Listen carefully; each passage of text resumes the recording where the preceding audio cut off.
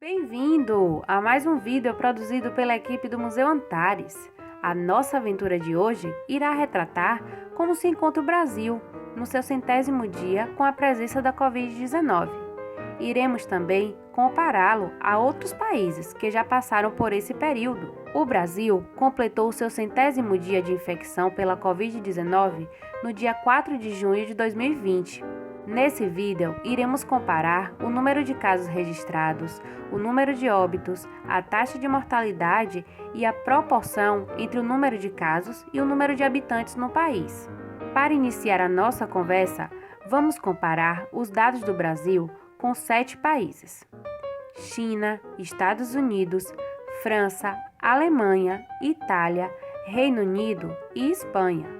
A China completou 100 dias em 16 de março de 2020, com 81.032 casos e 3.217 óbitos. Os Estados Unidos completou 100 dias em 30 de abril, com 1.069.424 casos e 62.995 óbitos.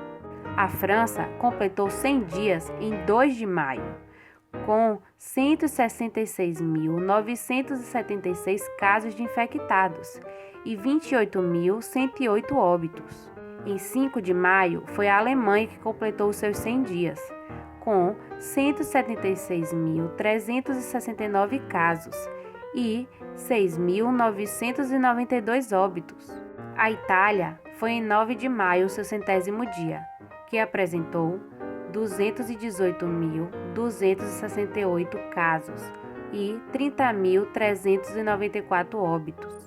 No mesmo dia da Itália, foi o Reino Unido que registrou 236.711 casos e 31.586 óbitos. A Espanha completou 100 dias em 10 de maio com 224.349 casos e 26.621 óbitos. E o Brasil completou 100 dias em 4 de junho, com mais do que o dobro do número de casos do Reino Unido, com 595.110 casos e 33.038 óbitos. Essa é a realidade desses países no 100º dia, enquanto o Brasil e os Estados Unidos, infelizmente, disparam nesses valores. Comparando esses dois valores, total de infectados e óbitos, é possível avaliar que a taxa de mortalidade não é muito grande. Para descobrir o valor da taxa de mortalidade,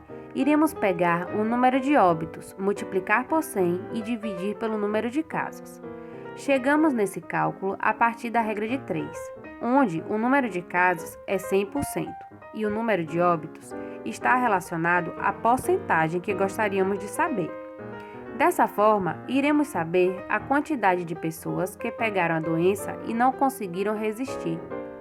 Utilizando esse cálculo para os 7 países, obtivemos esses valores aproximados, sendo a França com maior taxa, 16,83%, e a China e a Alemanha com as menores taxas, 3,97% e 3,96%, respectivamente, e o Brasil com taxa de 5,55%.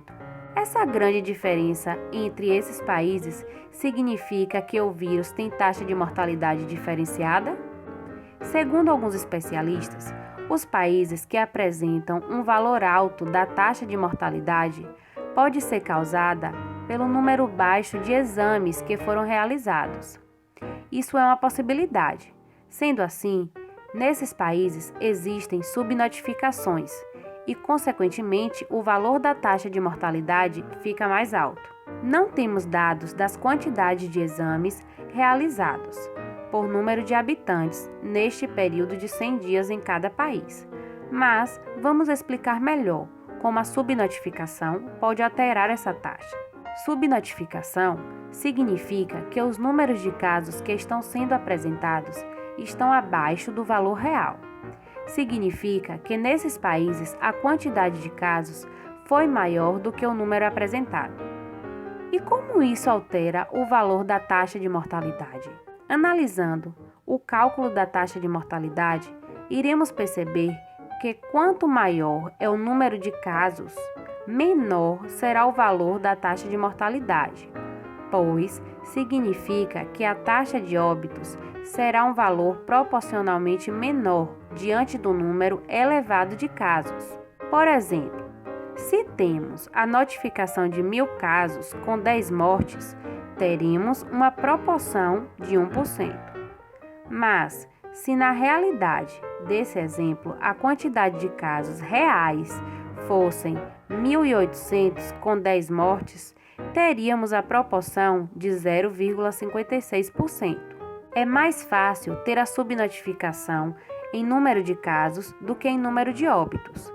Como falamos anteriormente, essa é uma possível explicação matemática, pois, em geral, esse vírus não apresenta uma alta taxa de mortalidade.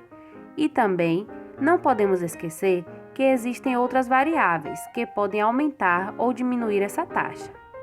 Como, por exemplo, todos os pacientes graves terão acesso a cuidados médicos? Como está a subnotificação em sua cidade? Você saberia nos dizer? Outra maneira de identificar a subnotificação é observando como está sendo disponibilizado os exames de identificação em sua cidade. Se você conhece alguém que apresenta os sintomas, foi para um posto de saúde e lá informaram que não estão fazendo os exames, que é apenas particular, pode ter certeza que na sua cidade está com subnotificações, pois o exame particular é caro e a maioria da população não tem condições de fazer. Vamos analisar agora a proporção entre o número de casos e o número de habitantes em cada país. O cálculo é semelhante ao anterior, porém, no lugar do número de casos, você irá colocar o número de habitantes e no lugar do número de óbitos, você irá colocar o valor total dos casos. Lembrando que todos esses casos são referentes ao 100º dia de cada país. Temos esse resultado sendo a China o sonho de exemplo para todos os outros países. Infelizmente, o Brasil ainda se encontra com crescimento no número de mortes, batendo o recorde diário no dia 3 de junho com 1.349 óbitos.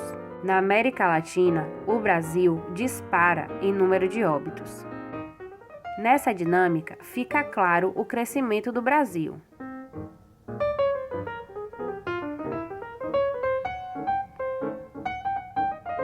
Mostrando como o caso do Brasil é muito sério. Quando avaliamos o novo número de casos nos últimos 60 dias, observamos nesse gráfico que o Brasil é um dos países com maior crescimento. No ritmo que estamos, fica longe a nossa estabilidade, para então poder pensar em um relaxamento do isolamento social, como iremos ver no próximo vídeo. Da maneira como se encontra o Brasil, a única solução para a diminuição nesses números diários de casos é o isolamento social. Por isso te pedimos, fique em casa.